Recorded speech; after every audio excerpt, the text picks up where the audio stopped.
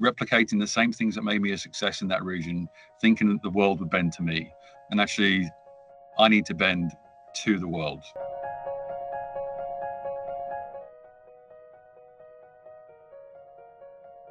So I think when we ask that question, it's about how can global brands be resonant locally? So there are very few brands in the world that actually exist and are the same everywhere around the world. Essentially, a brand is, yes, it's an insignia for your business, but actually more than that, it is designed to create an emotive response. And that emotive response, like the cultural changes that we just made, or the cultural differences, is something that is very different region by region. So what you have to do is you have to create a global brand ethos and then adapt that ethos to every region that you are a part of. So look at some of the most successful brands in the world. You'll see them everywhere in the world, from every airport where you land.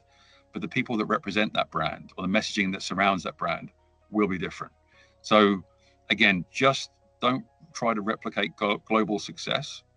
Be humble, be open, and translate the ethos of your brand to speak to consumers in different parts of the world in different ways.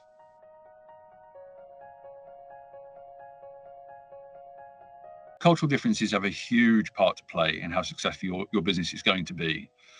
I have made some terrible mistakes in my time, from moving from one continent to another and trying to replicate the same things that made me successful in one continent to another one.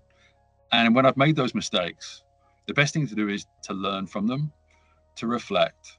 And what you have to do, you have to make sure that you are taking the time to understand your team, your partner, your customers, and reflecting how they do business into how you do business. Therefore, the most important thing that I would reiterate to businesses with regards to cultural difference is a sense of humility. Be humble.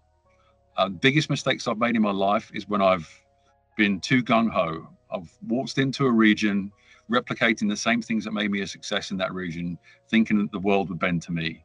And actually, I need to bend to the world. And so if you take that time to understand your partners, your customers, your team better, actually you will do better. And also your partners, your team would be more open to learn from the experiences that you bring as well.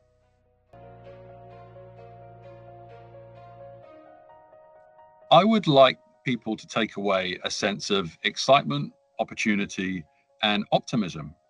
So if you are driving change, then you put yourself in a great position to take the opportunity from change. If you don't drive that change, you risk being changed. But that's a really exciting world to be a part of.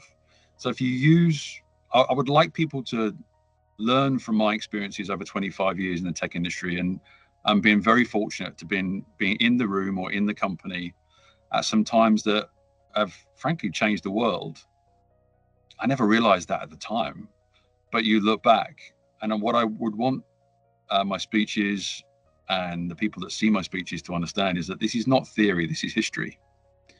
And I'd like them to take some excitement, some inspiration from those stories and apply them to their own businesses, so actually they can excite themselves and excite their own teams to take advantage of a really bright future.